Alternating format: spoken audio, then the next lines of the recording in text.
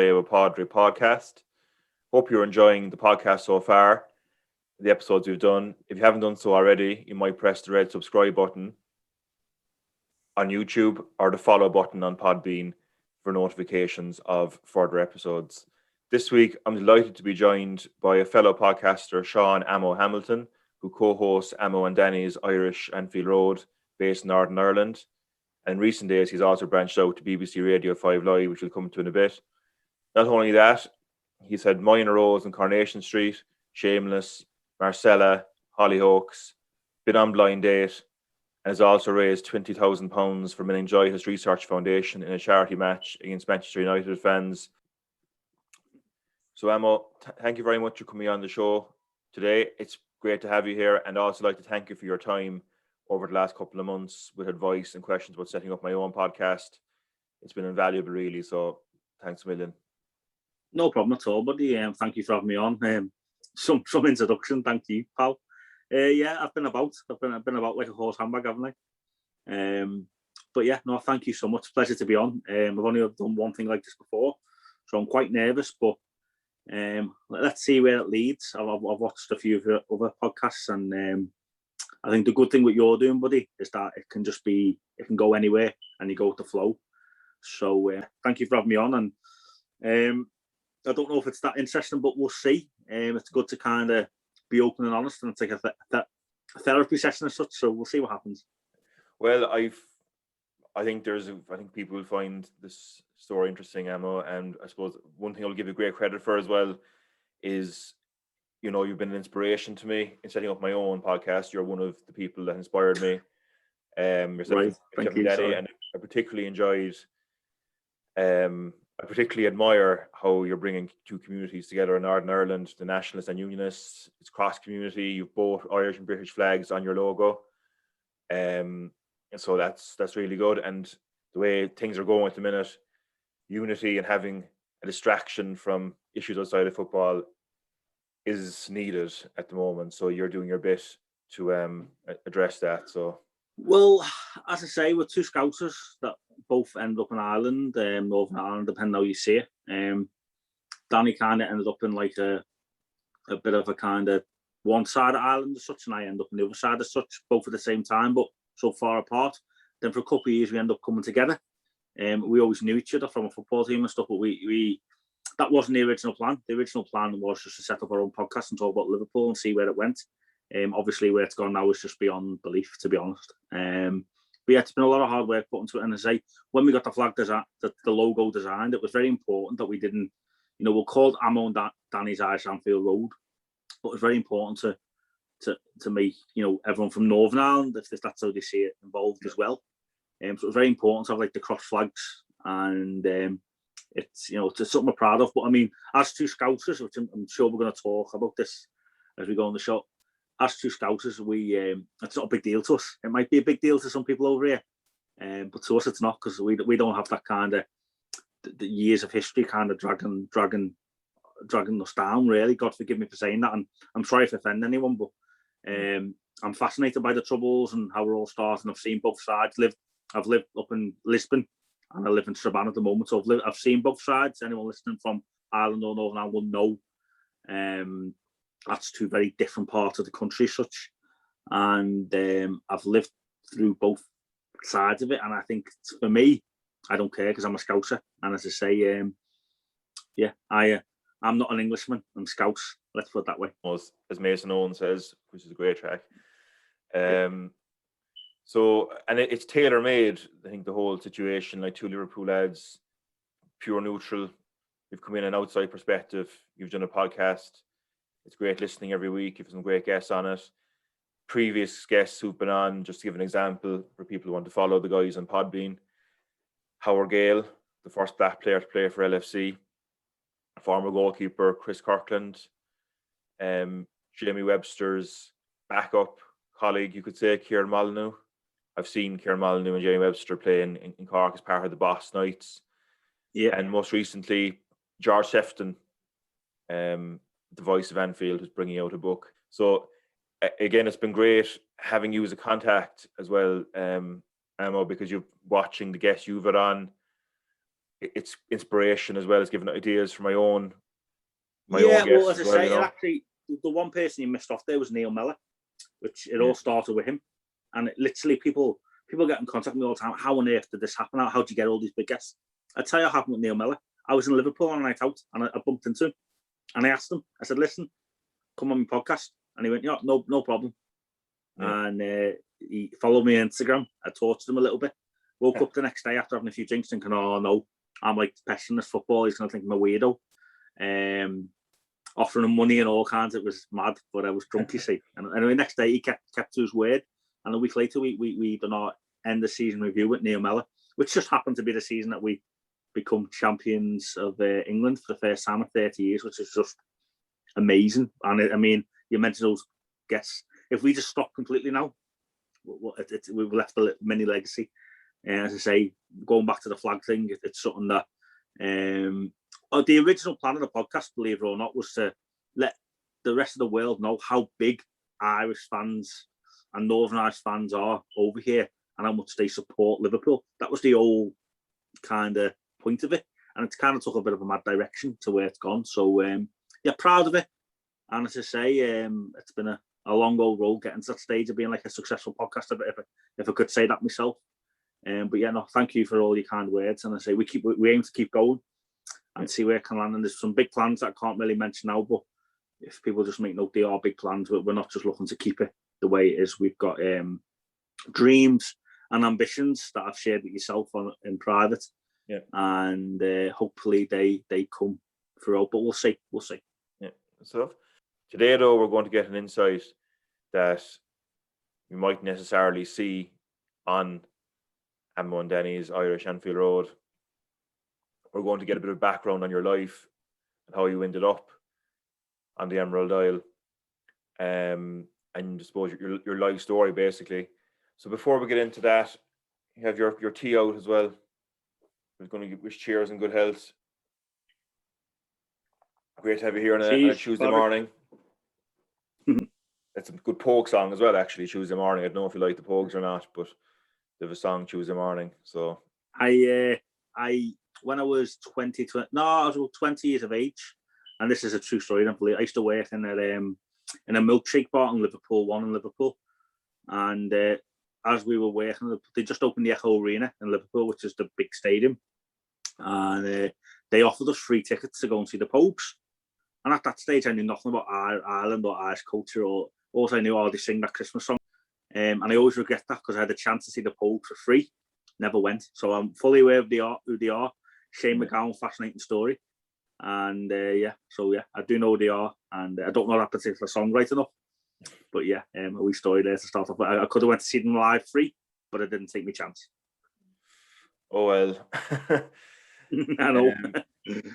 I've seen the Pogues play in Dublin, Manchester, and London myself. I've travelled to see them play good, but I was a big fan of them. But I had to make hay while the sun shone because I don't think Shane is in a fit state to play gigs anymore, you know. But probably not, no. Probably not. So we're just going to go back to the very start. Where did it all begin for you? Right, so I'm a normal fella from Liverpool. I was born in Oxford Street Hospital, so I'm a Scouser. As you know, people in Liverpool know what I mean when I say that. I was brought up by my dad. I was the three people, three of us really. My dad, me, and my little sister. We grew up in the early part of my life in Kenny, which is back in them days, the early 90s, is as rough as you can get. And when I was about coming into my teenage years, we kind of moved into a place called Garston, which is, God forgive me for saying this, but people from the city will know what I'm trying to say. It's probably a little bit of a step up from Kenny back in them days. And I've always been brought up by my dad, so I'm one of these people that I've been strongly influenced by my dad, and he's devoted his life to me. And I'm a bit of a weirdo because I always stick up for dads and dads' rights and men in general, because that's only the life I've known. And my dad I've been quite open in saying it so many times, is my hero. Always has been, always will be. So grew up in Liverpool, normal fella really. That's it. Eventually went to Garston. and went to high school in a place called Allerton, New Hayes, which is a really rough school, you know. And my childhood was very, the high school I grew up in, there was a lot of racial tension, a lot of racial wars. We had a police officer, people were stabbed. It was hard, it was a toughening up as such. And yeah, I mean, I've seen all kinds in school, for crying out loud, you know. And it's funny that we mentioned the Ireland, Northern Ireland thing and troubles and stuff, you know. Growing up in Liverpool, you know, at the time I did, it wasn't like it was all shits and giggles. There was a lot of violence in our school, a lot of people getting jumpings and stuff. And my dad sheltered me and my little sister a lot. So I'll never forget this story, and people will probably laugh at me, but this is how I remember being I was in year 5, year 6 over in Ireland, and Northern Ireland called P5, P6. I remember someone standing in a line saying such and such, such and such gay. And I turned around, and I was probably about 10 at the time. And I was like, what does that mean? You know, I didn't have a clue. My dad sheltered us so much. And I was bullied quite vigorously during those years in school. It was kind of only incidentally when I got into the school football team that I got a little bit of respect and stuff. But yeah, I was very sheltered. So my teenage life was a lot of learning to do and a lot of catching up to do because my dad sheltered me so much, which I understand why he did it. But I was an easy target, you know. Okay, well, I think I can relate to that to a certain extent as well. And how about your mum, Amo? Did you have a relationship with her? Yeah, not really. My mum had a lot of issues with drugs, and up until late teens, I used to just tell people she was dead, which is quite ironic. God forgive me, but yeah, me and my sister were in foster care for a while my dad had to find appropriate accommodation to look after me and my sister. He did that. He went to court, and the day that it was all settled in court, my mum turned up on the back of a motorcycle and just said to my dad, hey, my dad's name is Michael, nickname Mick, look after the kids. I found that out later on in the year. So having no mum growing up, it's so different because you're always an easy target, as I've mentioned before, because there's always something different about you. Most people have a mum and dad, and if it's not that, it's to they live with the mum. Then they go to dad's at weekends or something. That's what most people have. But I had my dad and no mum to even see or anything like that. And yeah, she had a lot of drug problems and stuff, which I don't want to go into pure detail with. But effectively, she just kind of abandoned me and my sister and let my dad look after us because he was in a better state to do so. And he did so and done a superb job, I have to say. So growing up, I used to say she passed away just to kind of probably could be like a coping mechanism. And I don't know why I done it. I couldn't answer that question. It was just the way I cope with it. And as you get later on in life, you know, people, you know, Liverpool's a big place, but it's not that big because people know people who know people who know people. And, you know, it was the early days of social media. So some people start to get wind that actually, no, your mum isn't dead. You know, your mum's such and such. And yeah, it was quite awkward and weird to deal with. But, I mean, I had a lot of anger. She knocked on my door when I was 15 years of age looking for me. And I never answered that door. I heard her. She got hold of my phone number and she's ringing me, trying to have some kind of relationship with me. And one time I listened to her. I was in a park, Garston Park. People from Liverpool listening know that. And she rang me after school one day, and I heard her for about 20 minutes. And she just said, "You'll come to me whenever you know you're ready, and I'll leave it at that." And I kind of listened to her for the first time ever. But it was it's quite emotional thinking back because, you know, people have a bond. I always get told by my mum's family that I rekindled with at my mum's funeral. She died a few years ago. That I was attached to her. It was about 2 years of age. I used to be so attached to her. And yeah, it's sad, like, but it's one of those things. We've all got no one comes from this perfect family background, and I'm lucky and privileged to have the dad that I did.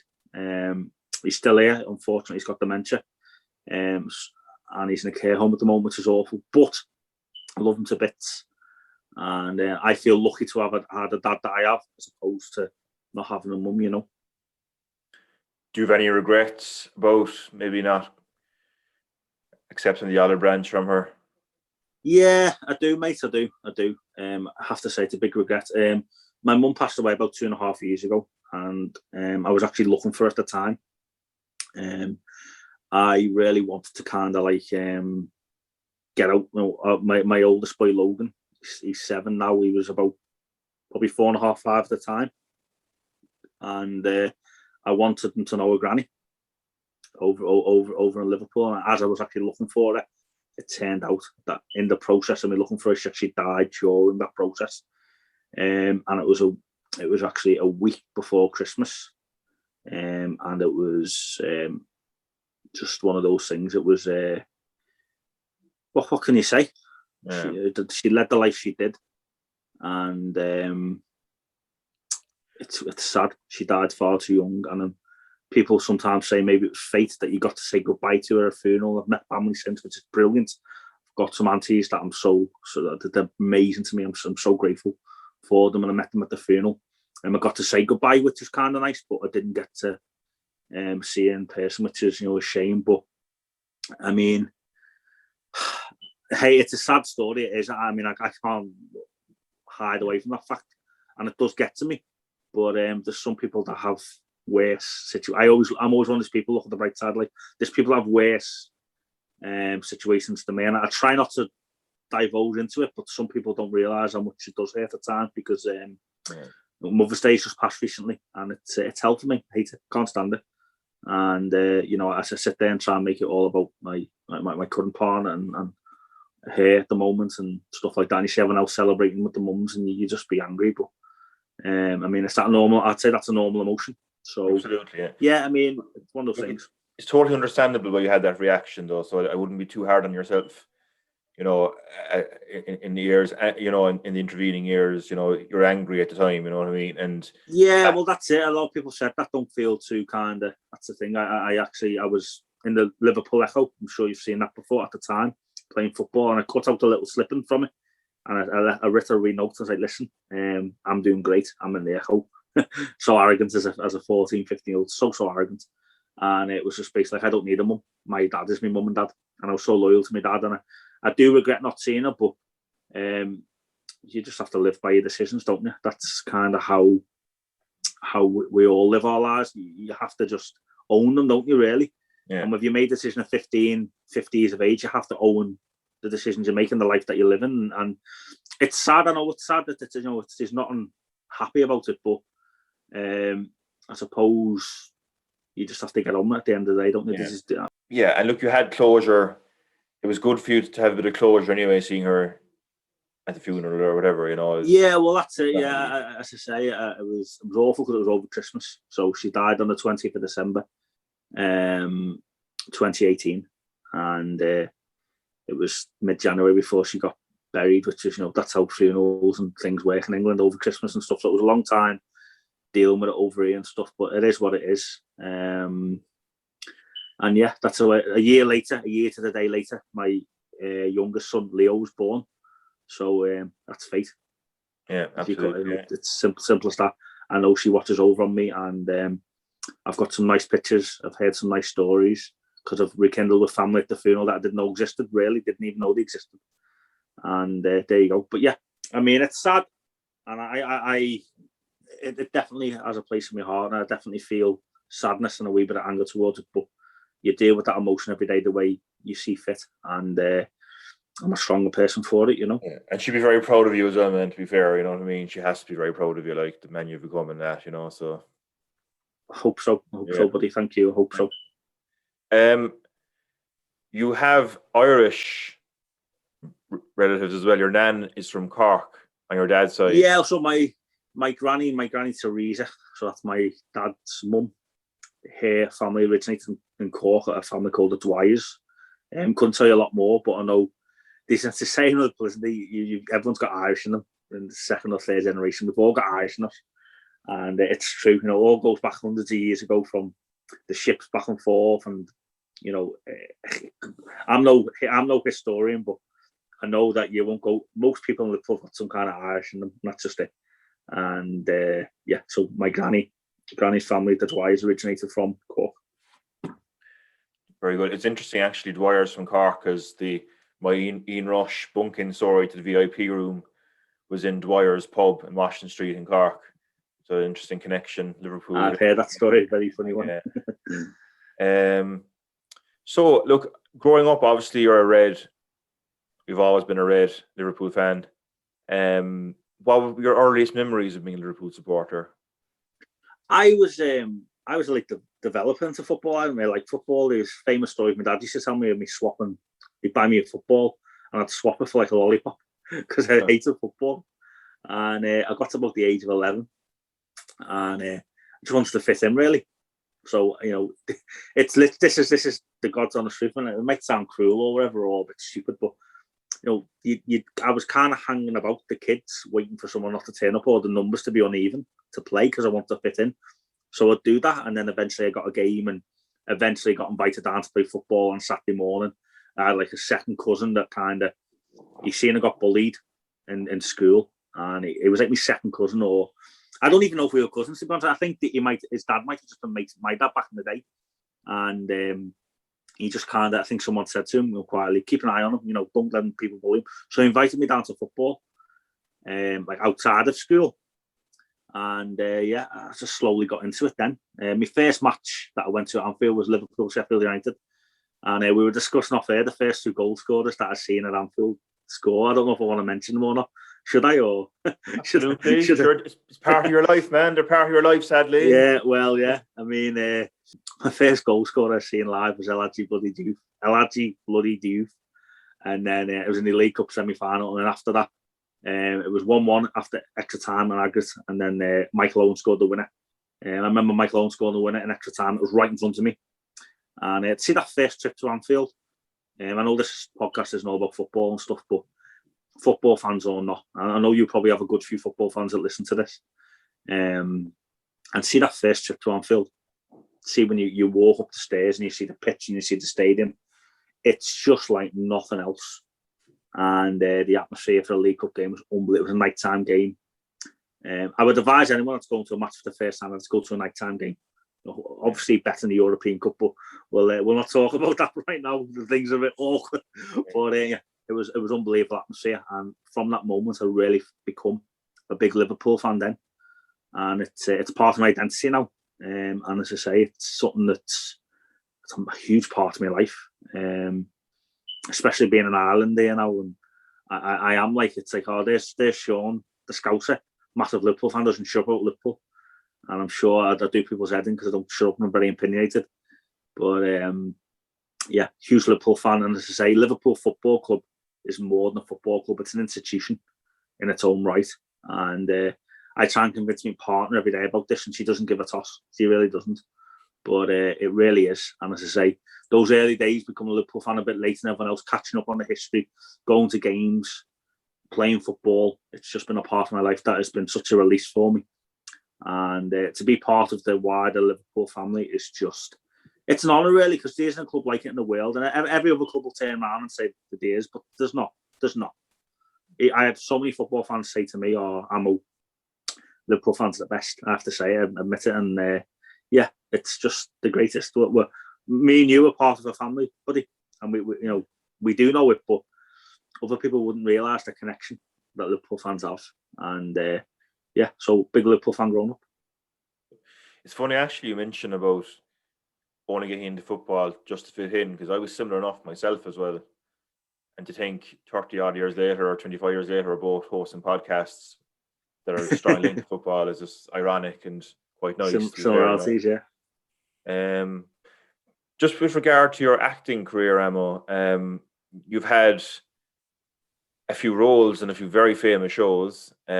Most notably Hollyoaks, but you've also had a few scenes in Corrie, Shameless, and Marcella. You want to talk me through those? Yeah, well, as I say, I'm not an aspiring actor at all. I don't really give it a toot. It's quite funny because a lot of people have these small roles. They're all aspiring actors, which is, I've met so many people that have had small roles like me that that's all they want. And it's a shame really, because there's not enough. There's more people than there's roles.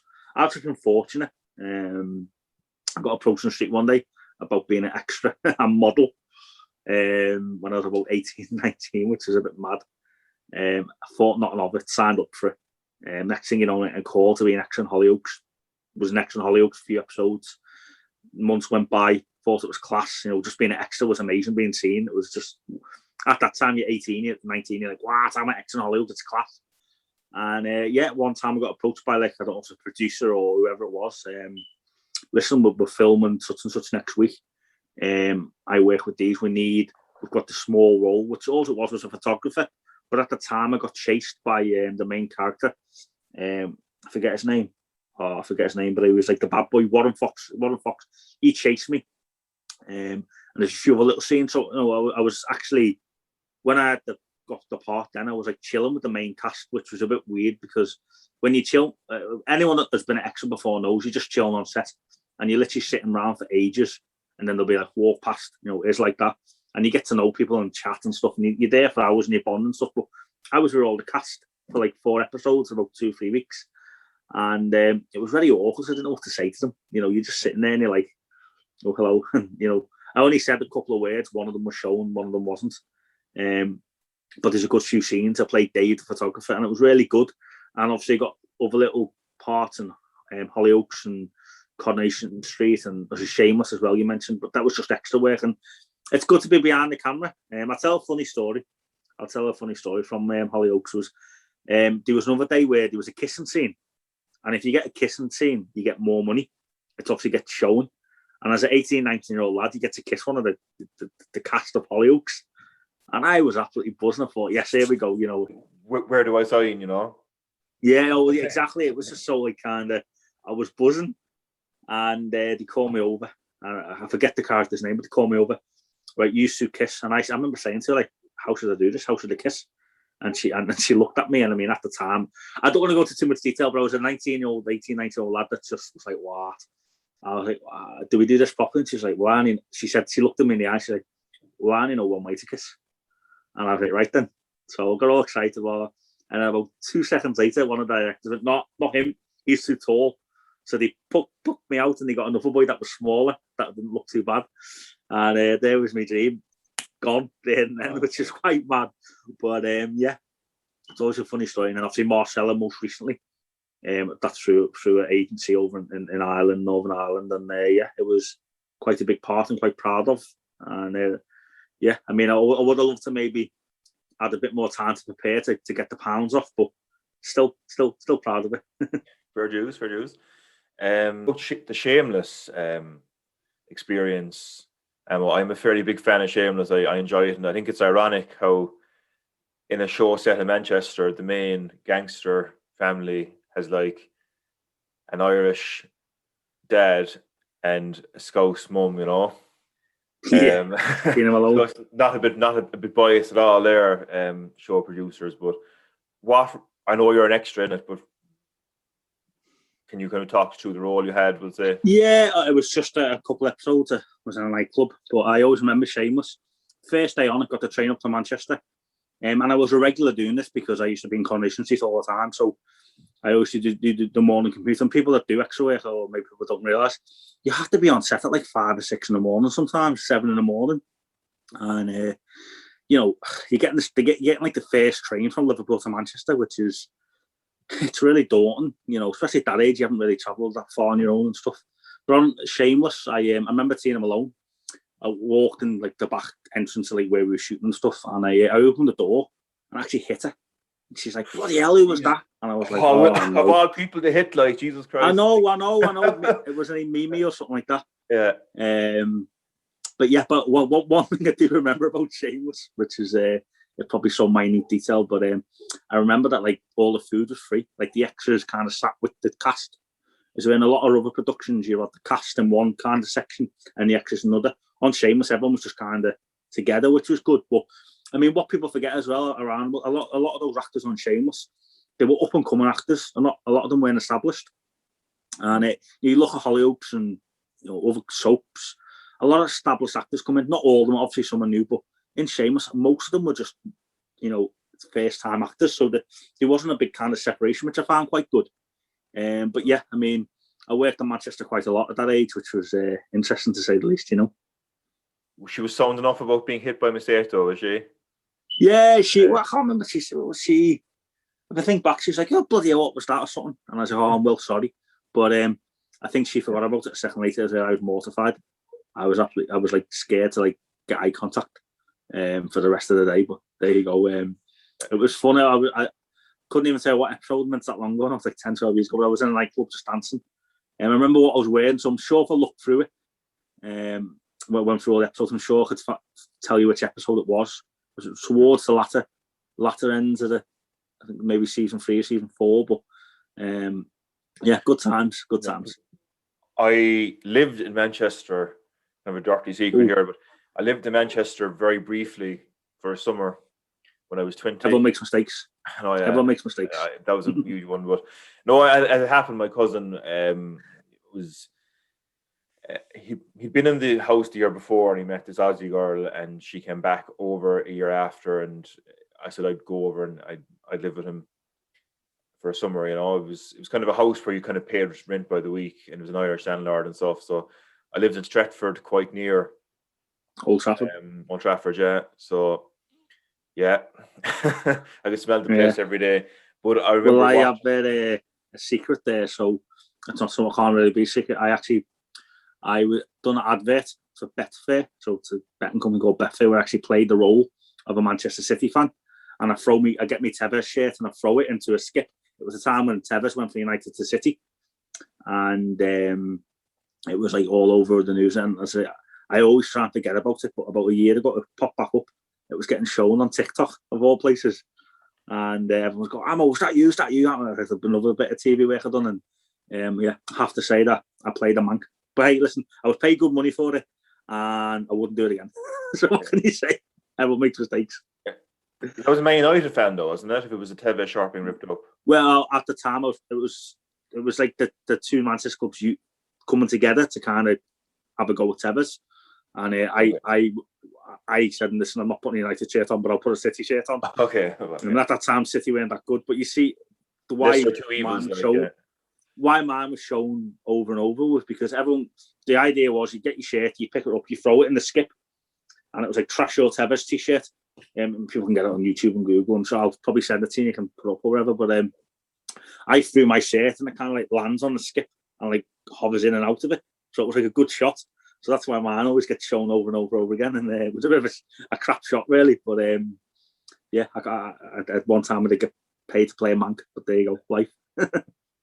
As we will see later on, you do a very good shot with a football as well, so it makes sense. Well, people would disagree, trust me. But it was a good experience, and it's interesting, man. In Coronation Street as well, being in Coronation Street, these are, world famous shows. So the fact you played any role in them is in Coronation Street, I actually played a homeless person, believe it or not. It was there's a guy called Steve in it, and he went kind of off the rails and started drinking along with his, I think the wife at the time was Becky or something. I can't remember the ins and outs of it, but yeah, we were all in this hotel in Manchester, and that night they had like the soap awards, so they were filming, and then they stopped a bit early, and that night they had like the soap awards, so all the press were like outside the hotel. I think it was like the Hilton Hotel Manchester, so I can't remember exactly where the location was, but remember the press outside, one of the extras said to like the press,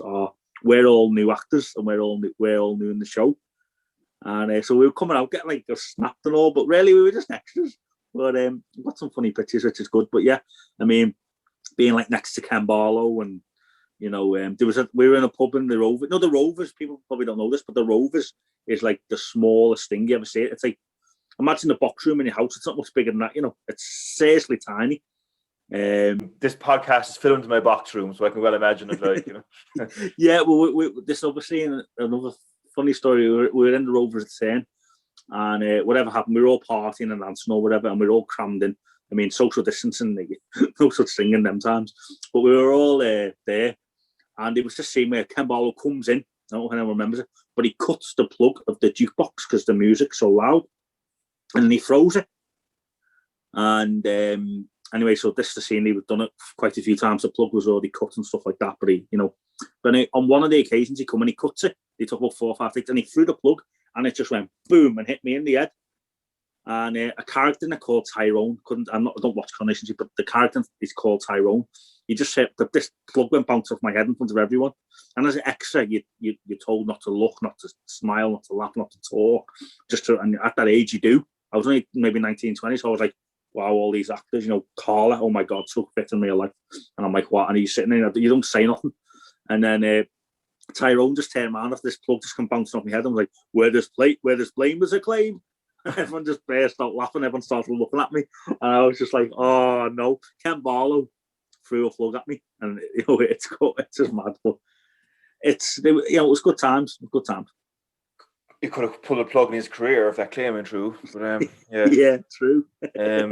Just before we leave your acting career, Amo, you had the chance of being in Line of Duty as well, one of my favourite ever shows, and a very popular show. A lot of my friends as well.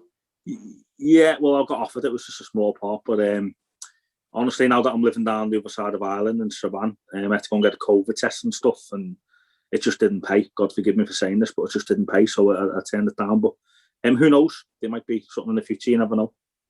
I think the role in question involved wearing a balaclava, so... Yeah, it was like playing some kind of bad boy. I think it was, yeah.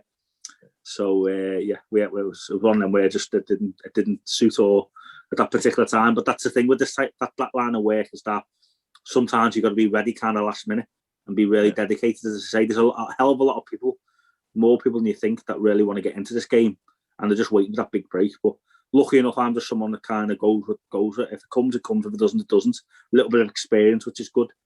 I know at some stage you're going to bring blind date up, so I might as well get it in before you, which is a good thing I've done. But yeah, it's one of those things.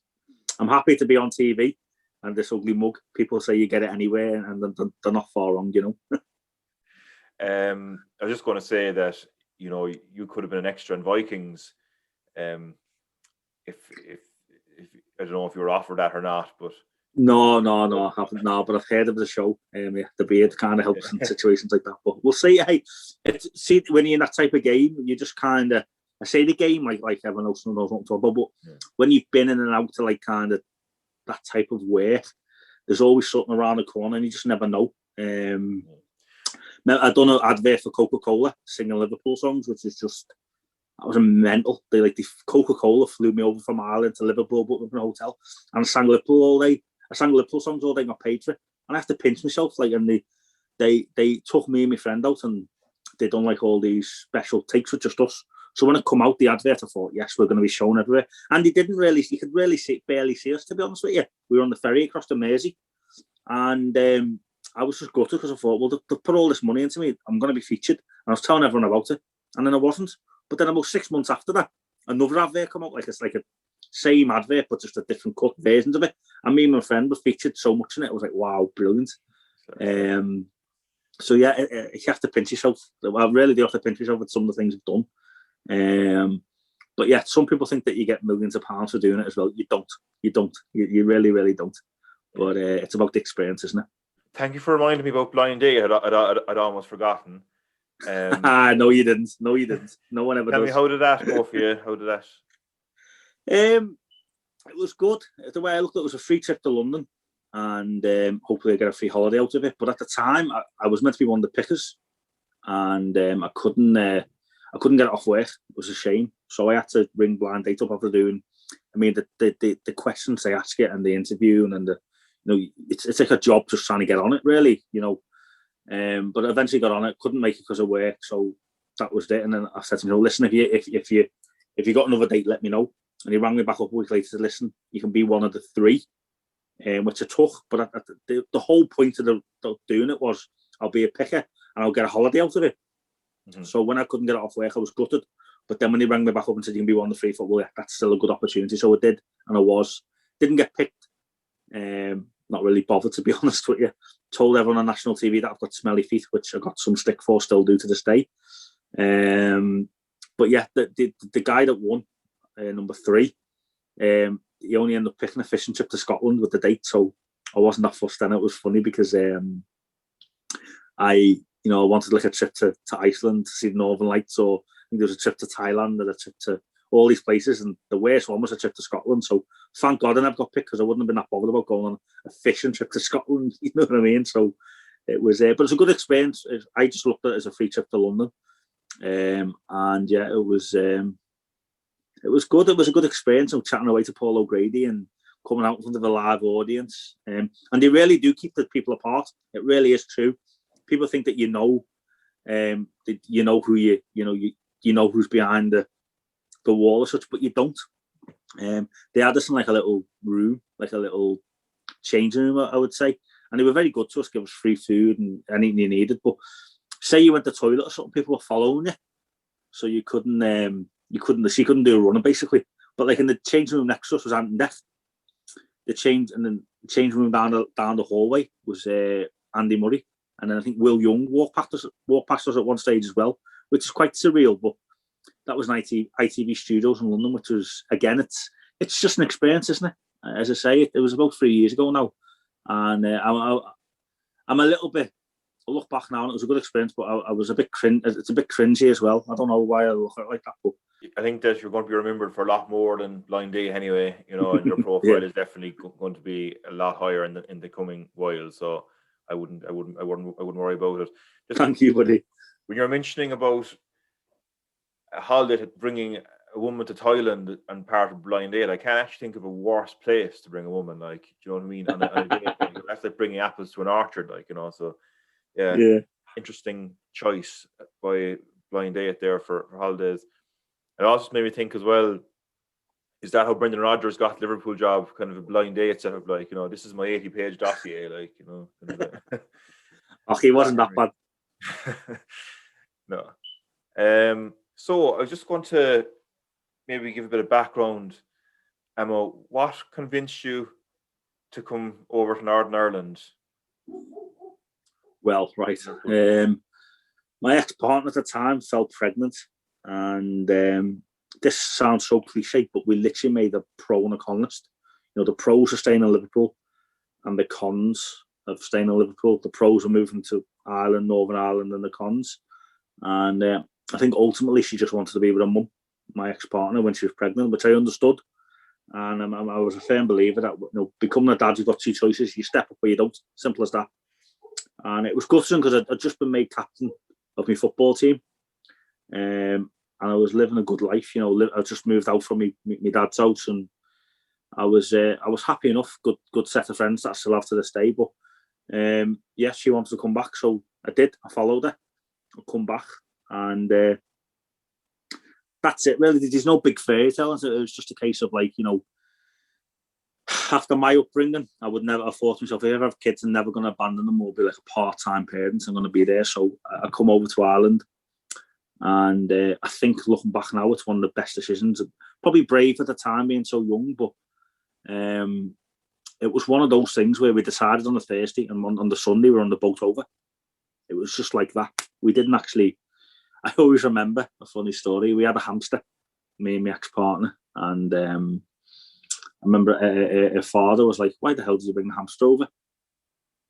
No, she didn't actually tell them, and it was one of them where we then told them eventually when we got over, and I think it became very clear that we were staying, and that was us. And then that was nearly a decade ago now, which is it's mental. But you're due a testimonial. Yeah, well, about that, yeah. It's one of them, isn't it? But like Hendo, I think hopefully Henderson gets one he deserves. But yeah, I left Liverpool as a boy. I come to Ireland as a boy, and now I'm a man, which is it's cliche, but that's so true. So your ex-partner was from Northern Ireland originally, so yeah, she was from here, yeah. And as I say, she wants to come back here. It's a place called Strabane. So hello to anyone from Strabane listening. Great wee town. It's been nothing but good to me. Haven't got anything bad to say about it whatsoever. It's a very small town here in Ireland. It's right on the border between Ireland and Northern Ireland, and as they very much see it as Ireland, and that's kind of how I've had that drilled into me and stuff. So I love the people here. Always have a lot of friends over here. A lot of people that have been there for me in the bad times, which I'm sure we'll go into.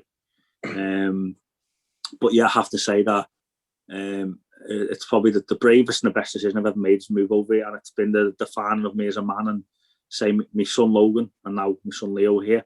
So I always laugh, and I'll be buried here. That's it. That's me now. I'm a Scouser in heart, obviously, but my heart's in Liverpool, but my kids are in Ireland, and that's kind of how I word it, Okay, Very good. So you came to Strabane initially first, so you came to Northern Ireland? Yeah, Strabane initially. Obviously becoming a new time dad, anyone that listened to the knows that becoming a parent first time was just meant, especially so young, 2021. I got a full-time job. I was always in between jobs, little part-time things, obviously doing the acting, nightclubs, all that type of thing. So I got my first full-time job properly over here in Ireland, working in a phone shop. So in the small town, when you work in the phone shop, it was the only phone shop in the town. So everyone, the thing about, it was like a baptism of fire. I come over here, I got a job in the phone shop, and everyone has to come in a phone shop at some stage, or everyone's granny or mum or sister or brother. Yeah. So before you know it, everyone knows you. And it's like, it's a bit overwhelming that, like, see in Liverpool, if you're having a bad day, you put your head down, you don't say nothing to no one. You don't know anyone.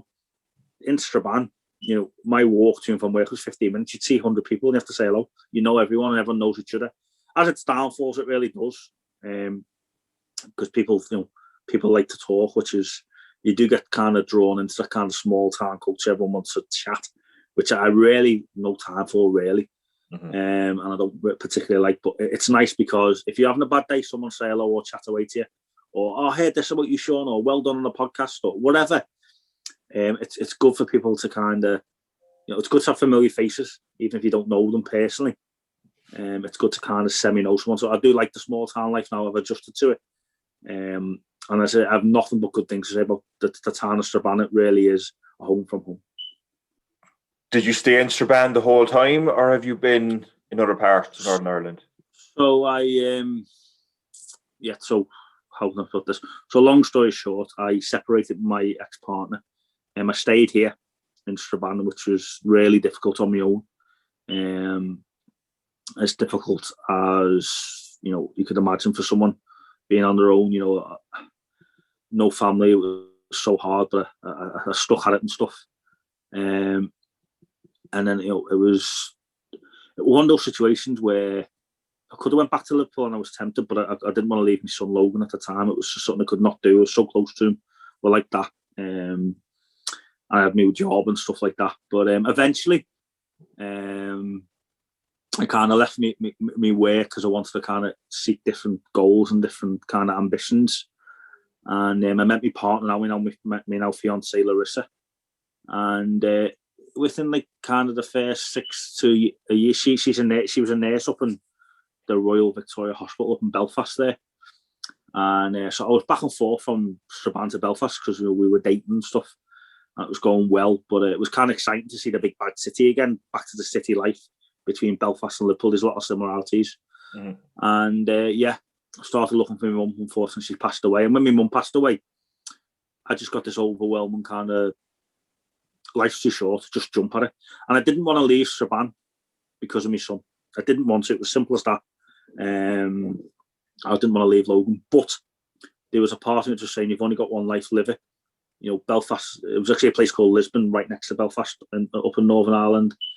And it was how it kind of happened. Me and Larissa were going really well, and she was working up there and doing really good for herself, great for herself.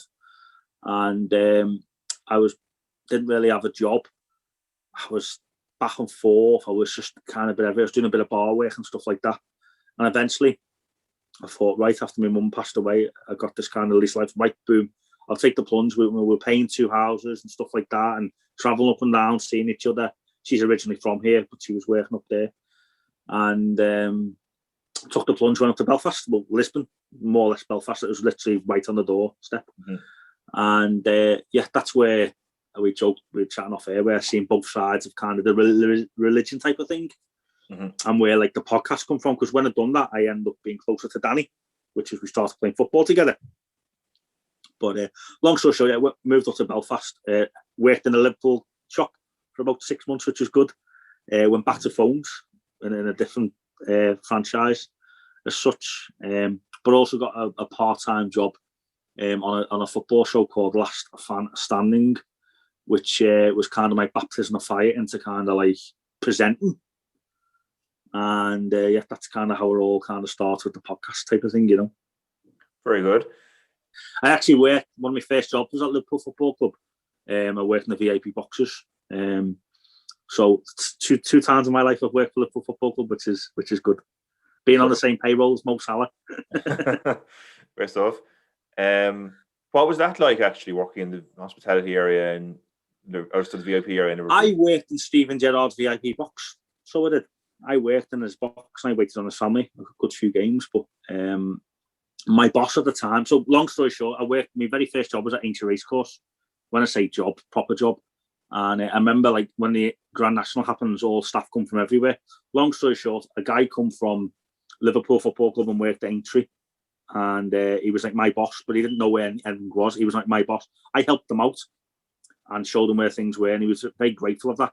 Thought nothing of it, never seen him again, blah, blah, blah. Went to do the interview at Liverpool Football Club to do the waiting job at Liverpool, and it was him doing the interview. So he went, "Oh my God, Sean, you helped me out at the National." He went, "I'm not even going to do the interview." I was like, "Right, no worries." He said, "Where do you want to work?" And he was talking like, I can't remember at the time, it was like Paisley, Sweet, blah. There's all 3 or 4 places, and I went, "No, VIP boxes. That's where I want to work." So they put me in the VIP boxes, but most people that work in the VIP boxes, God forgive me for saying this, but I think people listening will appreciate what I'm trying to say. It's mainly girls that just want to wait on job, and it's a lot of fellas. You know, you see where I'm getting at this, don't you? Yeah. And I was one of the few fellas up there, but what I used to do was watch the match for free. And then I got a good reputation there, so eventually they put me into Steven Gerrard's box, which is bang on the halfway line. And I was waiting on like about Alex Cullen and his kids and whatever. And I think his dad come a few times, whatever. But I used to watch the match, see Steven Gerrard at the end of every match and stuff. And eventually my boss got like kind of wind of it, and she was like, you know, "Stop watching the match. You're there to wait on them." Blah blah blah. I was like, "Well, I just wanted to watch the match," and then in between, the second the match kicked off, I stopped working and watch it. But like soon as half time, I had to be working away and so catching up with myself. But anyway, I had a bit of a disagreement with the boss at the time, and I just left the job. But I kind of regret that. But it was good to kind of have that experience. I always remember Steven Gerrard leaving the box and going down the lift into the car park, and all the security guard said to him, "Listen, do you want us to come with you to walk you to the car?" And he went, "Nah, it's all right." I remember I've got a picture with him. He stood there for ages with me one day and stuff. So it was good times working at Anfield, and obviously working at the Liverpool shop a few years ago was, again, it's something to say. I know I might not played for Liverpool, but I've been employed by them twice, you know. Okay. And you were cleaning the manager's office, was it? Yeah. So when I was at Anfield, obviously I worked in the VIP boxes, but then you know you get day shift occasionally. You know, as I got myself known and stuff. And this one day we were just doing a bit of domestic cleaning, but the girl I was working with, she had to go and get something from Rafa Benitez's office at the time. So I was in Rafa Benitez's office with her, and he had like letters on his desk, and I was like, "Oh my God!" Like here I am, 19, 20-year-old massive Liverpool fan, standing in Rafa Benitez's office with letters addressed Mr. Benitez, and I picked them up, and I was like, "This could be like, I don't know, a letter from Real Madrid." At the time, I think Luis Figo was like really like linked with Liverpool, and I was like convinced it was like some letter from Real Madrid wanting Liverpool to. Obviously, they would have done it by email. I don't know why I thought they would do it by a letter, but I was just naive and I picked them. I'd never ever read them. I put them straight back because I kind of shit myself a little bit. But yeah, I was in Rafa Benitez's office holding letters that were addressed to him, and you know that story could have won one or two ways. But I done the honest thing and I put them back down and I left them the way it should have been. Could have been a letter from Fergie asking about his health, you know. Who knows? Could have been. So, list and facts. You mentioned about seeing both sides in Northern Ireland, the nationalist and unionist communities. You maybe talk me through that a bit? We'll say the different experiences you've had with it. Yeah, well, first of all, no disrespect to you, buddy, but like over here in, let's say, Northern Ireland as such, I think you're all bonkers. I'm just going to put that out there. I think you're all mental, because at the end of the day, you all bleed the same. You all have the same, troubles, etc. So I think that people hold on to this religion and still fight over and argue, or even did. It's just beyond. It's like, for me, it's beyond the joke. It's just ridiculous. I mean, I have to say that. But yeah, where I live is Strabane. It's very much, island, they say.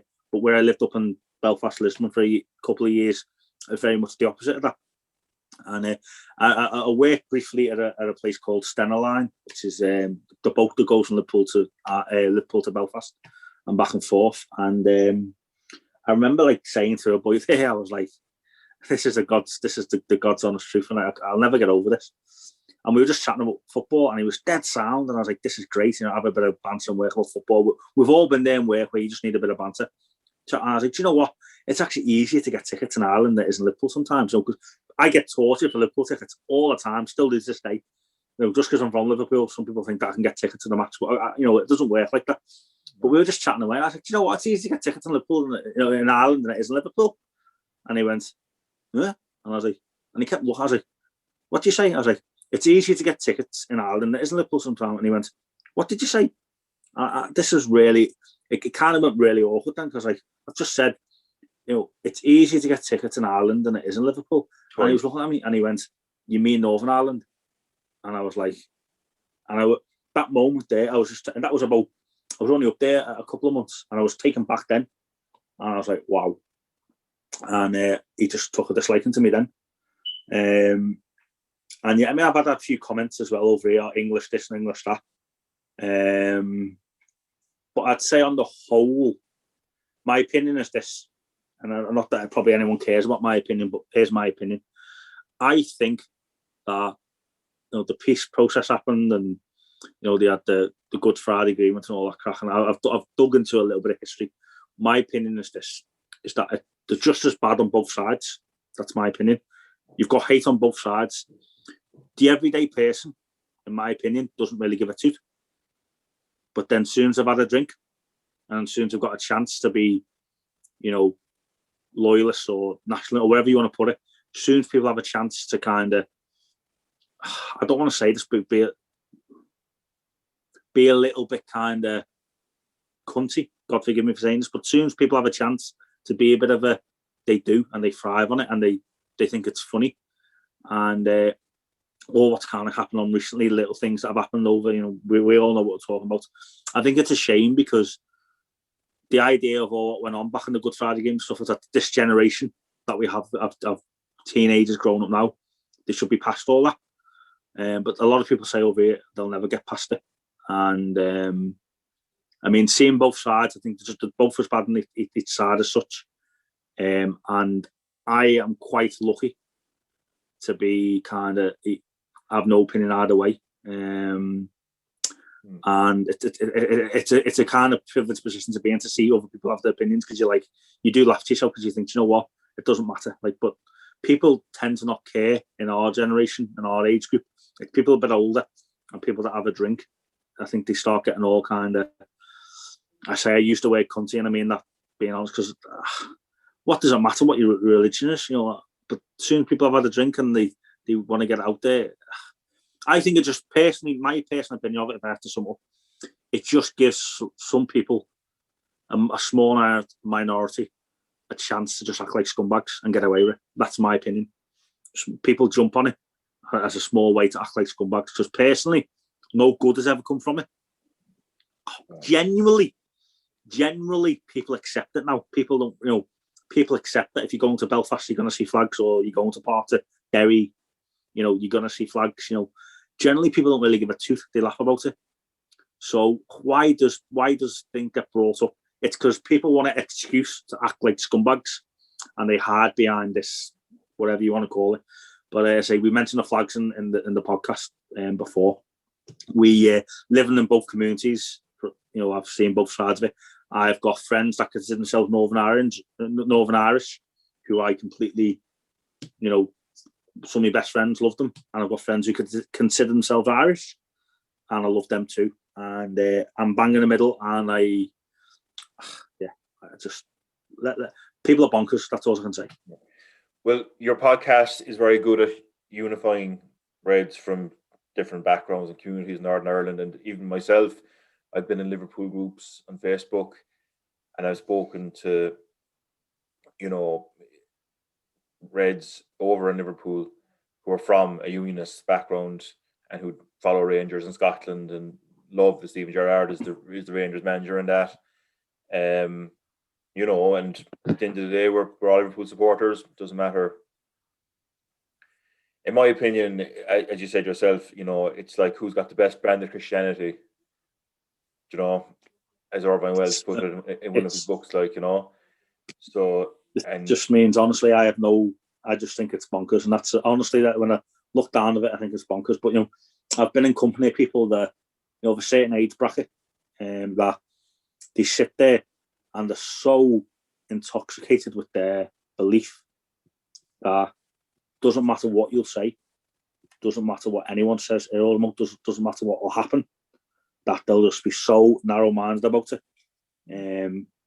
But as I say, that's why I say I'm in kind of privileged position, that being not either one or the other. I mean, technically I'm a Catholic. I am a Catholic. I've been christened, my children are christened, and that's not through a love of being a Catholic. It's just happened the way it was. I don't really give a toot.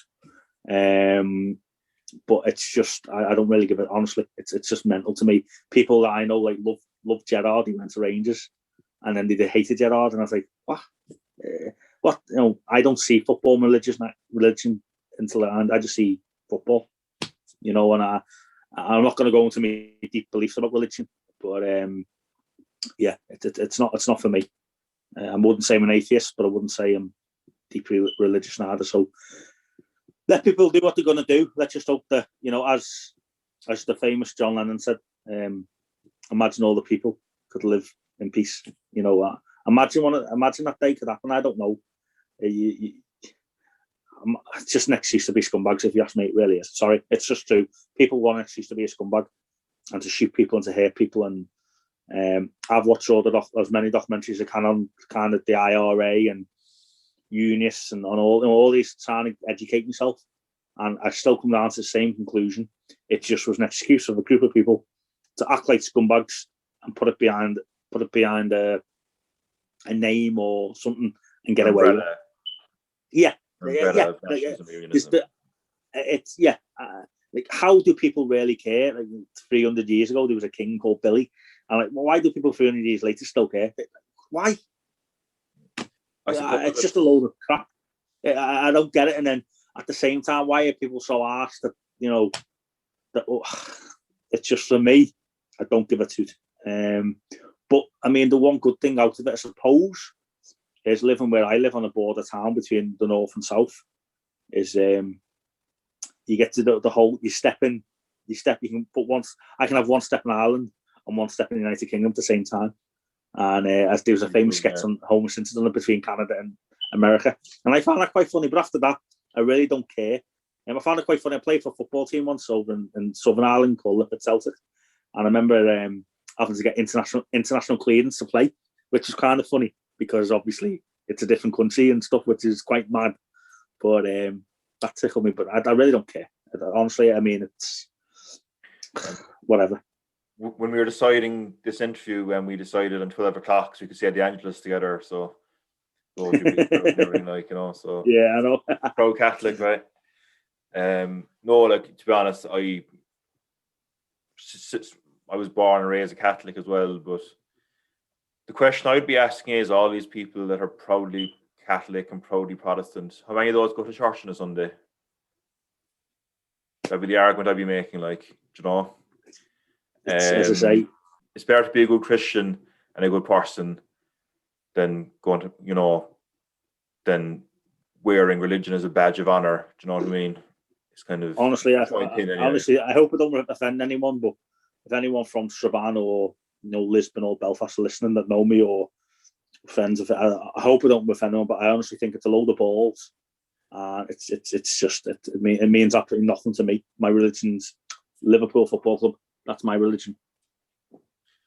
Yeah, and I'm not a million miles away from you, I'd say, Amo, to be honest. But I suppose we do have a certain amount of faith. And I suppose I don't dwell too much about it, but there probably is some form of an afterlife, and hopefully Manchester United don't exist in that. That's all I would say. So you have a lovely fiance now, Larissa. Yep. And you've a son with Larissa too. Leo. Yeah. He's amazing. He's what? So 12. So he's about if I forget his age, now he's about 15, 16 months now. And he's just at that age, he's walking, he's on the feet, he's at everything. Obviously, my oldest son, Logan, they've got a great bond. And he takes over our lives. Yeah, Larissa, we're so happy. She's working locally down here now, and we're engaged. I popped a big question on New Year's Eve, which is very cliche, but she said yes. She hates football, so I'm sure she'll listen to this. She'll switch off when I'm chatting about football, but I do love her greatly. And, my little family means the world to me, like anyone. And as I say, my 2 kids and Larissa will keep me over here.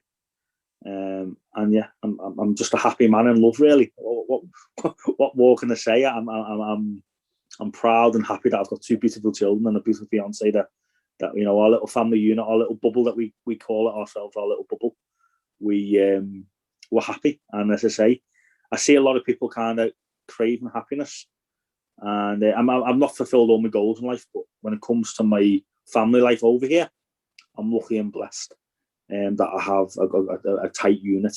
We've had difficulties having to move down the road and in isolation. So with the pandemic, we were kind of trapped. We were looking for a house and we couldn't get one, and a lot of issues that everyone's been through. But we're getting there, and I can't complain. But yeah, I'm very proud and lucky to have such a beautiful and amazing fiance.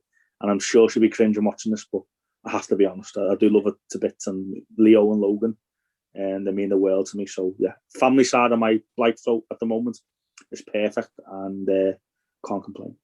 Behind every good man is a good woman, that's a fact. Yeah, she's a great woman. The podcast in itself, honest to God, she hates football. She hates it. We had her on for an episode before, or it was one of our very first episodes. Me and Danny got her over halves on, and it was the whole idea of the episode was what's it like living with a football fanatic. And they were just like, it's all the balls, like stop going on like weirdos. And she still has that stance. I was trying to explain the European Super League to her last night. And after about half an hour trying to explain it to her, she's like, oh, are you done now? Are you finished? And I was like, you don't understand the implications of this. She's like, I don't really care. And I was like, you know what, right? But at the end of the day, I suppose, she still gives me the time to do all what I need to do and supports me in every way. I'd like to think I do to her as well. And I can relate to that thing. Obviously, I'm just in the podcast game a month or so myself. Not that long, but there are times where it does become all time consuming, quite time consuming. Oh, hey, yourself, but it's the hours put behind the preparation. Yeah. You can't just come onto air and chat, although that's what we're doing. You've got to have some kind of prep, and it's not as simple as some people think, and you've got to put the time in the background. Say we've had some big guests and stuff, which I'm sure we'll talk towards the end of the show. But there's a lot of time in the background. Say you have to have supportive family, and I do. Right now, my the one boy's in school, one's getting watched by his granddad because, just to be honest now. So it's one of those things where we have great support, and Larissa has been great to me. Always has been. Yeah. But just going to say with Jill as well, like she's been very patient and supportive as well of my foray into the podcast world. So for that, Jill as well. Well, there you go. You have to mention that. I mentioned Larissa. You have to. I know she has been very supportive now, in fairness. So it's good. It's good we have women like that in our lives. To be fair, because but other men could go pretty south fairly fast. If they weren't given full attention or whatever. Now, prior to Larissa coming into your life, which was a beacon of light, I'm guessing, you had some dark times, Amo, isn't that right? Yeah, well, I kind of dived into it a little bit before about like breaking up with my first son's mum. I'm not going to go into the details of the breakup, but effectively I was left in Ireland on my own, and my son. So I took my son a lot. I worked and I took my son. That's all I've done. Didn't do nothing else. Maybe played the odd game of five-a-side, the odd night out. But it was the devastating thing that you've broken a family up and moved to Ireland, trying to live this dream. And sometimes things just don't work out. We were very young, and we kind of, as I mentioned, we rushed into it, such moving over and stuff. And as I say, not so much now, but at that time there was a lot of hate and anger and heartbreak. And I'm not going to lie, I'm a little bit kind of I was reluctant to say this, but I'm just going to come out with it. I lived right next to the bridge in Strabane, and at one stage I was on the phone to the Samaritans, just pure, like, what stopped me from going that bridge now? I was alone, and I say people are there, people help you, but sometimes as a man, you'd be so proud that I'm grand, I'm fine, I'm great, I've lost a bit of weight, or I'm great, I've just got like a little promotion on work, like, I've got my boy, I'm grand. But the reality is when you're going home every day to no one, and then you're waking up every day with no one.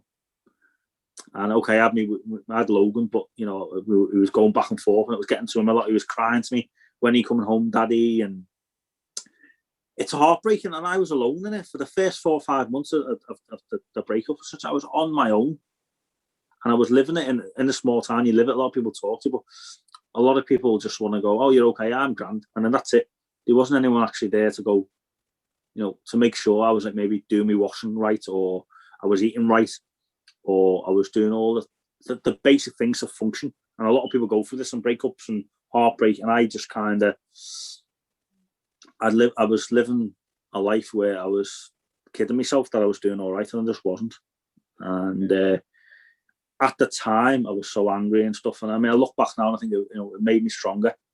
Really did make me a man, because you're trying to be a good dad as well, which is, it's really difficult trying to be a good dad to a son that's like crying when you're coming home and stuff, and trying to do everything yourself that maybe, God forgive me for saying this, but there's certain things we just done a dedication to our partners.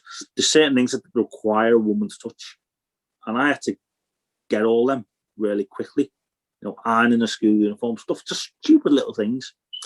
And that's not me being sexist, that's me actually saying that women do a great job, but being brought. I've been with a woman for 10 years that never grabbed an iron anyway, I'd say, so. But you know what I mean? My point is that I was alone in Ireland in a house. And when I had my son, it was about my son, and that was it. But when I was on my own, which was half the week, it was heartbreaking. And I didn't tell my dad because I was just so, I don't know why I didn't tell my dad. I just didn't. He was my closest person. After about 5 months, I told him. But those 5 months were long 5 months. He begged me to come back to Liverpool. Begged me. It's like, Sean, you can't be a good dad to Logan unless you come back to Liverpool and sort your head out.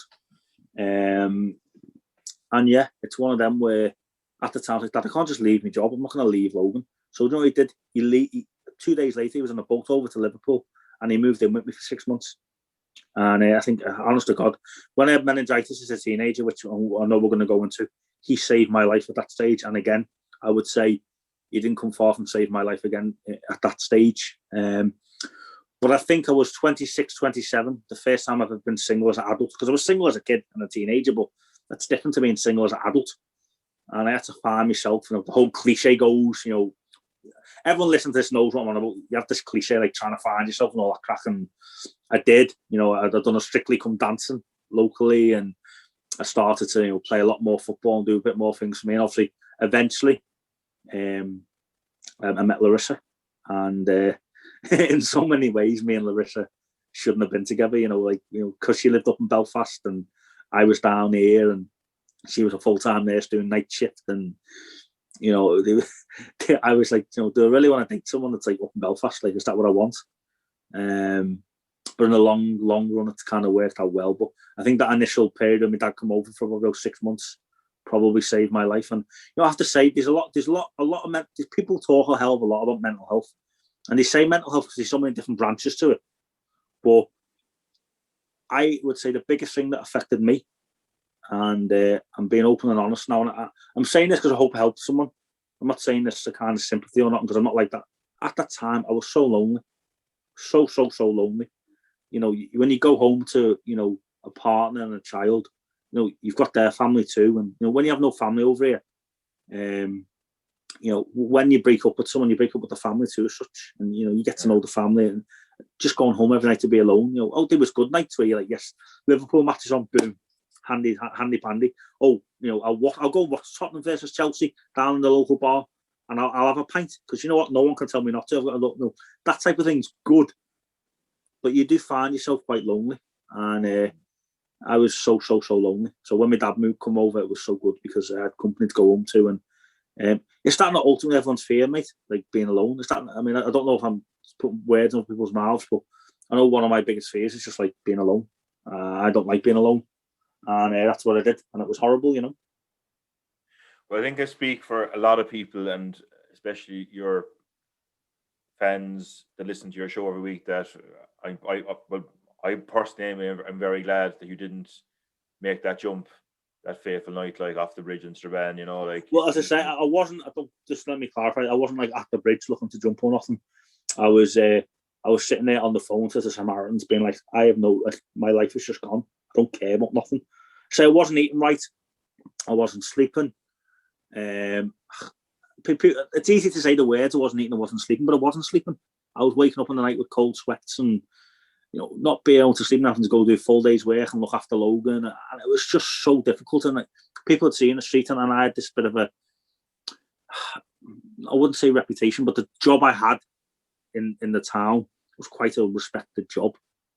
And a lot of people kind of, you know, I could never work there. You know, it's only a phone shop, but I had this kind of reputation that I was living up to. I'm grand, I've got my shit together, but realistically, I didn't, and I was so lonely. And I was just sitting there thinking, like, I understand why people be at that stage in the mental health that they feel like they've got no one. But in my case, for a lot of the time, I genuinely did have no one. And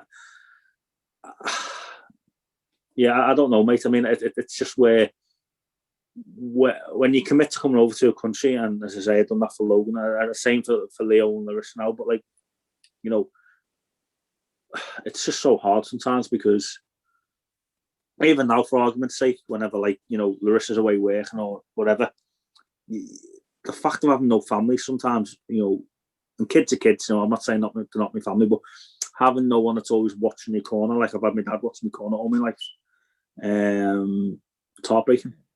And it's lonely at times, and as I say, it's something that some people deal with better than others, but I've really struggled with at times. And that particular time was just, as I say, I could have been in a different mindset, not rang Samaritans. I could have just went for a walk and done something stupid, but I didn't. I rang Samaritans, and that's why I went out and done the Strictly Come Dancing, because I wanted to get out and about and keep busy, which I done. And I kind of figured that the best way to get through it, and my advice to anyone that goes through a breakup, just keep busy.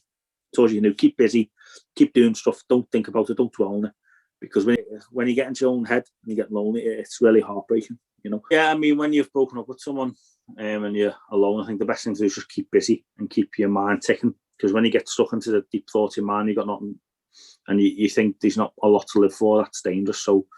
Yeah, as I say, I'm not one of these people who are standing over a bridge. I don't want to get that clear, but I was at a real dark place, and it was through loneliness. And I can admit that now, because I still get it at times, you know, even though everything's so good.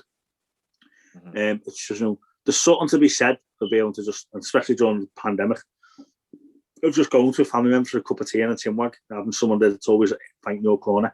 Your family always going to fight your corner, but whenever being over here and having no family, it gets me at time. But as I say, I'm creating a life for myself, and I've created a life for myself, so I can't complain, and I've overcome that dark time, you know. Yourself. You did a very good episode with Danny about mental health before Christmas on your podcast. It was a very good idea as well, so fair play on that. Yeah, football, mental health, big thing. As I say, we were saying that, you know, we couldn't do nothing. You couldn't play football, you couldn't do this, you couldn't do that, but at least you could watch some football. And as I say, it really helped me to be able to look forward to, you know, how many times in your life would you be watching like two mid-division German teams on BT Sport, you know, just wanting to watch football? It was great, wasn't it? Yeah, but yeah, football mental health is a big thing. So yeah, I'm proud of that episode. Really am. Yeah. So it was a very popular episode and one of our most listened to, you know. So would you say that starting the podcast improved your mental health? Well, at the stage of me starting the podcast, I think my mental health was very good, and it is now. But do you know what's good? It's a lot of people have the dreams and ambitions, and they do nothing about it. Yeah. But one of my dreams and ambitions was to be a football pundit, and it's not like you can just walk up at Sky Sports News and be like, "Yo, yeah, I think he's crap and he's good. Pay me 50 quid." Because I'm telling you that it doesn't work like that. You've got to build a reputation and build yourself up, and I'm doing that slowly but surely, hopefully. And me and Danny are like-minded. He's the brains behind it. I'm the mouth behind it. And we work well together, as I say. We've had a few people contact us and want to get involved, and kind of, God forgive me for saying this, like kind of bridging our success. But we're a very good partnership. We're two scouts from a similar background, similar area in Liverpool. And we're very like-minded. And so we're both family men as well, above everything. We've always said to ourselves that if the podcast, gets involved, what's the word? Our family comes before the podcast. And as soon as it, starts overstepping that mark, it needs to be making us money before we actually start, taking time out of family, etc. So we're like-minded people, and proud of it. And definitely, I look forward to having a conversation with Danny every week, because we've got a good niche to it now. But as I say, mental health wise, it's something to look forward to, because I'm doing something that I enjoy, a bit like yourself, buddy. And the idea is eventually down the line to hopefully get paid for it. And if we don't, then we'll keep doing it because we're enjoying it. Or hopefully people enjoy listening to us. We've got a good fan base all around the world, which is good. But yeah, hopefully it gets bigger and better. Well, for myself, my own personal experience, I suppose, doing the podcast has improved my own mental health. I've had my own battles with it myself over the last few years, especially with COVID as well. Last year, it was tough going, and I remember going for a break with Jill to Ballybunion, kind of seaside resort in County Kerry, and being on the beach, and just get to stage I don't want to get better. I kind of given up, if that makes sense. Wow. Well, mate, I mean, fair play to you. And I just, what's the point? And she was just saying, that you could do a good podcast, as in she planted a seed in my head that day, even though I wasn't receptive to it. And, she felt out of the personality for it, out of the conversation skills for it, of the knowledge of sport. And over the following few months, I began to watch other podcasts and listen to other podcasts, yours included, Amo, as well, as I mentioned earlier. And I took the plunge in January, February, and started. And literally, I don't have time to be thinking about stupid stuff anymore, because it's consuming. Hopefully enjoying it, mate, because I'm loving it. I'm loving every minute. I've enjoyed it. So it's as I say, our one's all about Liverpool and sport and football, really, but yours is a bit of everything, which is good. And as I say, some people might switch off halfway through this and not want to listen to me, but some people might love it. And I've listened to a few of yours and I've loved it. So I know they're quite lengthy as such, but you have to tell you can't tell someone's kind of life story in 20 minutes. You have to kind of go into it a bit more. So fair play to what you're doing, and as I say, I'm so grateful to be on it. Glad it's helped your mental health, buddy, because social media is a good thing, I think, at the moment. Yeah, and look, I suppose I'm not neither of us are famous by any stretch of the imagination, but if anyone is watching this and is struggling a bit, I suppose I like to think we can be an inspiration to people to follow their passion, in any form, 100%, mate, 100%. As I say, it's a lot of work. It does occupy the mind, but as I say, it's good to have that. It's particularly me and Danny, who have partners that can't stand football. It gives us an excuse to kind of sit there for now and chat about football, which during the pandemic you weren't getting a chance to do, and it was all kind of great. And we thought our listeners would drop during the pandemic, because we thought that people would listen to us on the way to work, on the way home from work, etc., etc. But it actually increased. So obviously, a lot of people just want to kind of, they still love football no matter what was going on. So it was good that way, and we still look forward to it. We're doing one tonight. And yeah, I'll be looking forward to it, as I always do. Nice stuff. Yeah, I'm looking forward to coming on your show as well. It'd be great to be on the other side of the mic, as they say, or the other side of the fence. So another thing we have in common, as this interview has gone on, I realised we've actually have more things in common than I would have thought as well, which is always good. But when I was a baby, I had meningitis. And I recovered from that, thankfully. But you suffer from it much later in life. Yeah, I had it when I was 13. So yeah, long story short, had it when I was 13, and I got rushed to hospital after maybe 3 or 4 days. And in Liverpool, they have this thing called like an emergency doctor that comes out. I had 3 of them come out to me, and they said to me, Dad, always having a migraine attack. But after like 3 or 4 days, me literally being on the sofa, being sick, not eating, can't move, and worst migraines ever. Eventually, my dad just took the plunge and went, right, no, we're going to hospital. Can't remember, I think he rung an ambulance, went straight to the hospital. After some, I say horrific, but some really bad experience that I went through that, you know, I'll try and put it in chronological order here, but anyway, it turned out that I had meningitis. There's 2 different types of meningitis, all right? I'll try not to get too kind of, there's probably about 10 different types, but there's 2 different types that are well known. There's the viral and there's the bacterial. And I could get this wrong, but I think the viral one is deadly, but it's less painful. The bacterial one is more deadly, but it's less painful type of thing. I had a cross between both of them. And I had a lumbar puncture. And to determine I had it and stuff, and it was so difficult because I didn't get the rash. You know, there's a very cliche rash and stuff. I didn't get that. But I spent 3 weeks in Older Hay Children's Hospital in Liverpool. 13 I was. It was during Euro 2004, and yeah, I mean, there's no point in sugarcoating over it. I nearly died, but miraculously, I had a full recovery with very few side effects. I know a lot of people that I don't know a lot of people. I know of a lot of people that after they've had meningitis, they lose limbs through sepsis and so many lasting side effects. I literally walked away from it, and I don't know how or what. But I mean, people say, don't they, Patrick, about seeing this light. When I was 13, I seen the light, or whatever you want to call it. I don't know, but I was definitely close to death's door, and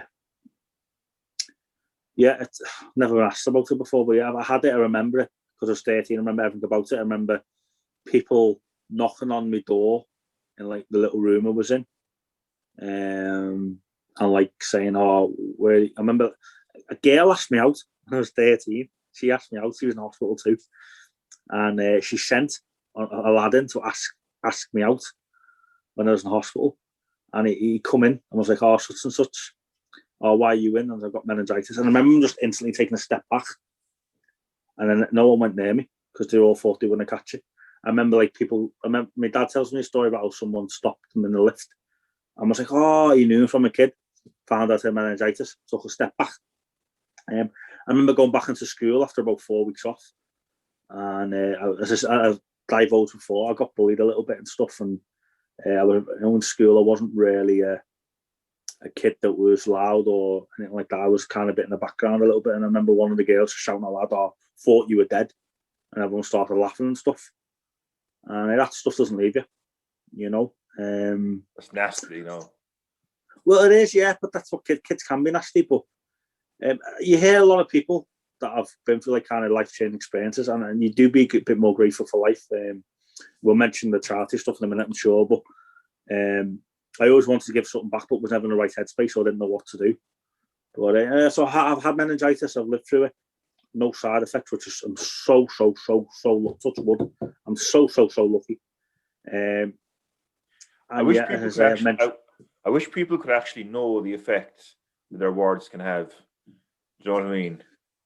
Like I hope that bitch who said that to you is watching this, like, and you know, and I hope it hits her right in the heart, you know, for saying that to you, like. Yeah, you know? well, do you know what? I'll never forget it. It was in French in school, and it was like I got a card from all like my classmates, and you get like forms and stuff, and they were all just like, "Oh, get better soon." Or kids can be cruel, and there's a few nasty comments and stuff. I remember going back in, and I wanted to.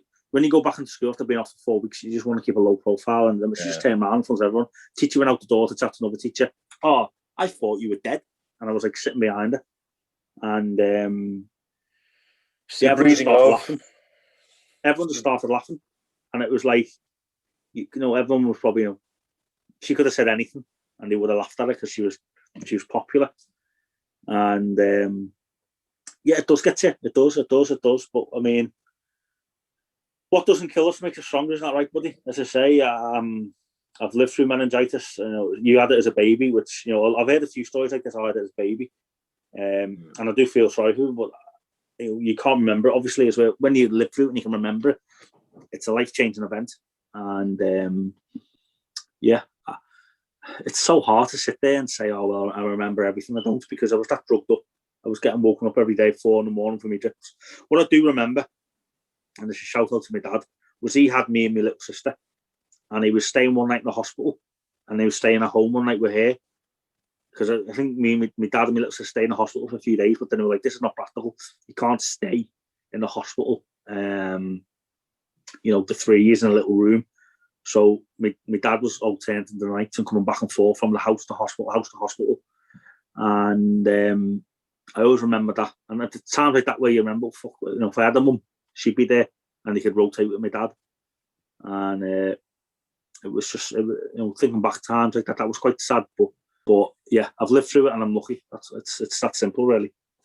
And you've helped a lot of people with meningitis due to your... Well, yeah, I mean, how it all started, this charity football match, was very kind of simple. Put a Facebook post up about 7-8 years ago now, with a load of lads come over from Liverpool to play a load of lads in Ireland and just get a match going. And it was that simple. Loads of response. Eventually, I had like maybe 20 people from Liverpool, and I whittled down to about 3 or 4.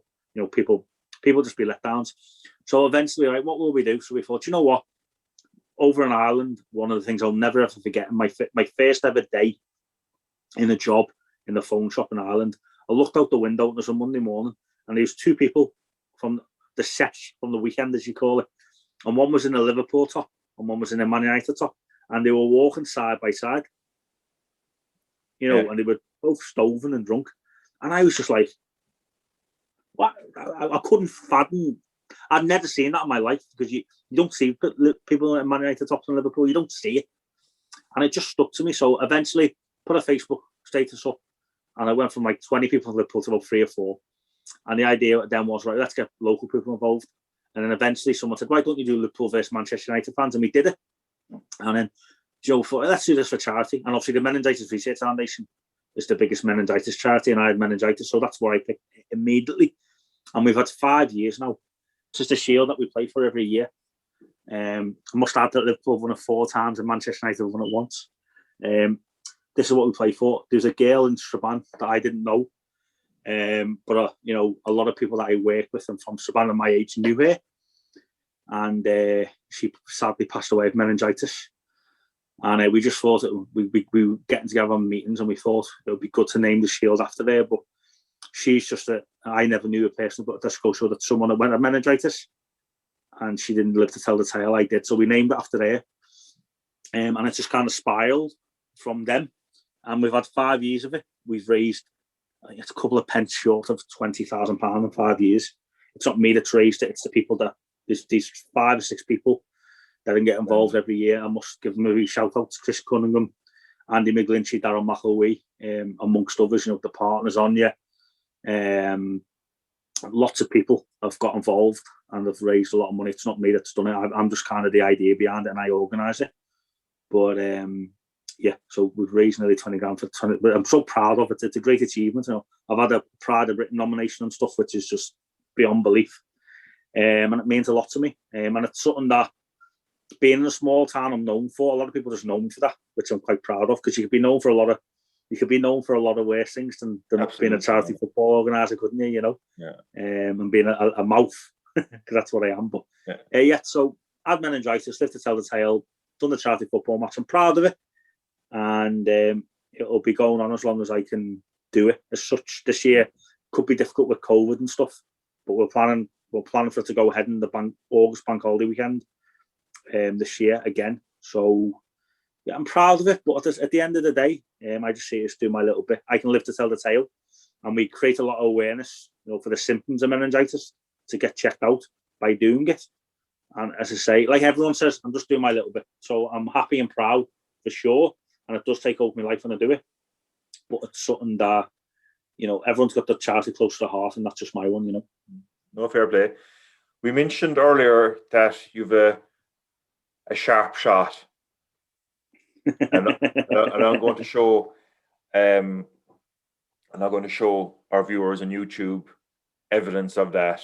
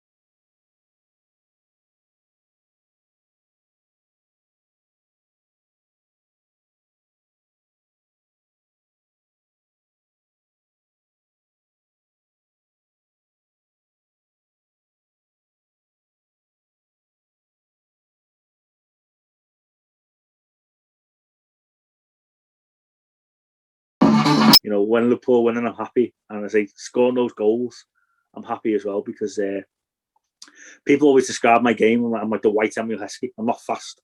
I'm all right in the air. And I got a decent shot on me. So little moments like that have been on camera, they're good to look back at. And anyone that knows me that's listened to this, they would have seen this video that you're about to play 1,000 times. I'm thinking, for fuck's sake, here we go, Amo. So I don't care. Amo's on fire. It's great. Just thinking we could actually do something with your presence in the box there from corners, you know, or from set pieces. You know, recently we're not getting too many goals from. Well, yeah, I mean, I'll leave that to the professionals, but it's one of them, isn't it? If we were here to chat about Liverpool season, I think I wouldn't be smiling as much.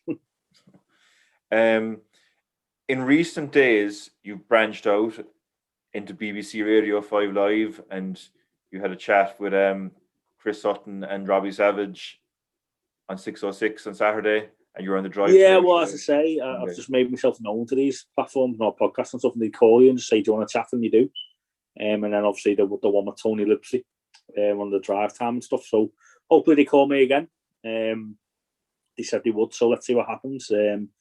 It's all hopefully good promotion for the podcast, and I'm just chatting crap about football. But yeah, I mean, it's a good platform like this is and stuff like that. So that's all. I'm just trying to put myself out there, and let's see what happens. When the pandemic is over, will you be hoping to get over to many games?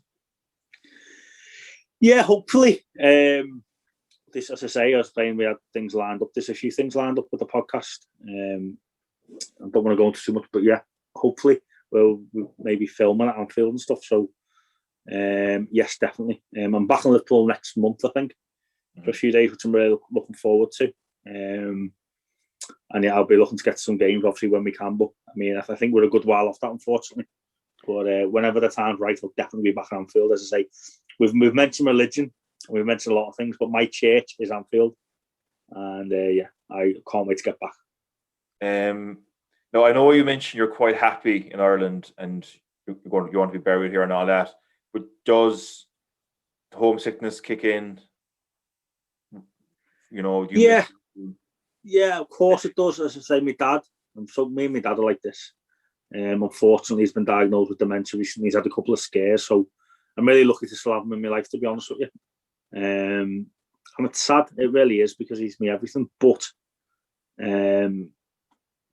he's in a good place. I'll hopefully get him over. He comes over most summers, so I intend to get him over this year if we can. And yeah, of course, I get homesick. You know, as I say, my heart's in Liverpool, but my kids are in Ireland, and there's more in that statement than, you know, appears to the eye. It's true. Yeah. I think though that I've got two sons that are very much going to be from here, and I want to be there for them. And who knows, maybe more children in the future. I don't know. My partner here, Larissa, the love of my life, is here, and we're going to get married probably here. So I'm going to build my Amo foundations over here, and I'll always have that connection with Liverpool. But definitely, I can see myself being here for the rest of my life now. And as for homesickness, it's good that you can get a flight that's only half an hour. It's good like that, you know. Just one thing about Strabane, I had a great interest in history in school, still do, in fact, but it was one of my favourite subjects in school, history. And I remember a line when we were studying the plantation of Ulster and Strabane struck in my head, that it had a population greater than New York up to the mid-17th century. That's a fun fact. I know it was the most bombed town in the Troubles, I know that much. But it's a good way town. I've got honestly nothing bad to say about Strabane. Some of the great the metro base, some of my best friends, so love it. Stuff. So just with regard to your podcast, okay, I'm going to put the link for the podcast so people can follow on Podbean, but you're also on Strabane. You're on local radio as well, aren't you? Yeah, well, we're on Strabane Radio Online, and we're on Sports Radio and Media Radio over in England as well. So we're on a couple of radio stations, which is going good. So yeah, we're grateful. We have we've probably a lot more listeners on the radio now than we do on like the streaming website. So we're lucky that way. But yeah, all good stuff. What days are they on? Are you what days? So we are live on Strabane Radio Online every Friday between 7 and 8 in the evening. And then we're live on Saturday morning between 9 and 10. And then we're on Sport Radio and Media Radio at 11 o'clock every Saturday morning. Obviously, we've got those times so they don't clash with the up and coming fixtures. So that's why we're on that. But as I say, we're lucky and we're doing all right. You know, we've got the invite onto this podcast, which I know yourself is a big podcast up and coming. So I'm privileged and lucky. And I suppose that's what's got me in to even being interviewed and telling my story because of our podcast. So I'm fortunate. Can people follow you on social media? Yeah. You get us on Amo and Danny's Irish Anfield Road. That's on Instagram and Facebook. So it's handy enough to find us. One word, Amo and Danny's Irish Anfield Road. I'm sure you'll post the links and stuff. So all good. Absolutely, yeah. You also have these pretty cool bobble hats that I invested in last week. I'm going to model them now for people on YouTube. So time of year is kind of at the time of year it'll be handier coming into the winter months, I'd say. But the evening kickoffs you mentioned at Anfield, when hopefully we're allowed to get back over again. So we'll get over the match together and we'll set it over in Liverpool, have a good few drinks. We'll coincide it. But I would have no problem wearing this at Anfield because it's perfect. Anfield Road. A good Champions League night. Yeah. If anyone would like to follow my lead and buy one of those cool bobble hats, just send an email to Amo and Danny's feedback@gmail.com and with the details where you want it sent to, and he'll give the details of how to go ahead with the PayPal details and all that. So, Amo, it's been an absolute pleasure having you on the show this afternoon. I think we've delved into some very deep topics, but it's been good. I'm sure it's been emotional in parts. Yeah. Thank you, buddy. I've never done it really like this before, so I've been emotional, but I don't think you can do this on the whole back. So I'm kind of happy that you asked me on, and hopefully somewhere along the line someone can relate and help someone, or I don't know. If I don't, hopefully someone thinks this story is interesting. But yeah, my journey from Liverpool to the island of Ireland means a lot to me, and I have to say I love you all. I love the Northern Irish, I love the Irish, and everyone in between. It's a great country, and I'm a Scouser at heart. But they say in Liverpool, "What's the capital of Ireland?" And they say it's Liverpool because the connection. So I'm not the first, I won't be the last. And what a country we live on. It's taking politics and religion aside, it's brilliant. And the crack, as they say, the crack is 90. As Sean O'Casey used to say, it's a great country to get a letter from. Yeah, there you go. But no, that's thanks for the kind words as well. We are, as someone said before about the Irish, they're grand until they get to know you, But I'm glad that you've been in the last 10 years, so fair dues. Yeah. So Emma, listen, again, you've been an inspiration, seriously. Hearing your story, like we've covered a lot of topics there, like, you've come through it all, you're still standing, very much so, because you hosted Last Fan Standing and, your own podcast, and the best is very much yet to come. Like, your podcast is definitely... Hope so, yeah. Lad, I'm just a big mouth from Liverpool, that's all I am. And I'll never be ashamed of that. Well, look, you have good plans for the future. As I said, I will help you with those plans as a contact down south whenever the time does come, and we can move along with those, and hopefully be the start of a good partnership and a good friendship as well. And it's been great getting to know you over the last month as well. And we'll thank you, buddy. Anymore. And as I said, I'm a feeling it won't be the last time that you'll be appearing on the Parlay with Podrick podcast, and hopefully you'll have Danny with you next time. A big shout out to Danny Roberts as well, your co-host, who I'm looking forward to meeting as well.